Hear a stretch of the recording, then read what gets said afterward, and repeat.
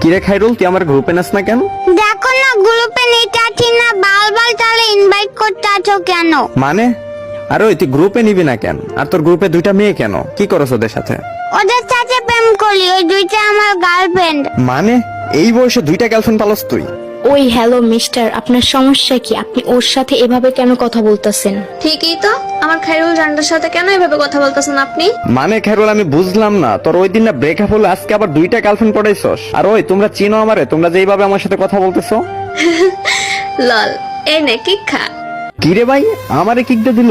দেখি আবার গ্রুপে যায়, মানে আমারে কিক দিছে গেমিং হাসিবকে। এই হ্যালো, সমস্যা কি? আপনি আমার কিক দিলেন কেন? আর এই খাইরুল তোর গ্রুপ থেকে আমারে কিক দেয় কেন? এই নিয়ে যা আরেকটা কিক খা। মানে কি ভাই, আমার আবার কিক দিয়ে দিল? না দাঁড়া, দেখাচ্ছি মজা। আবে এই বুঝলাম না, এই বডিটা বারবার আসে কেন? এই নে আবার কিক খা। মানে আবার কিক দিয়ে দিল।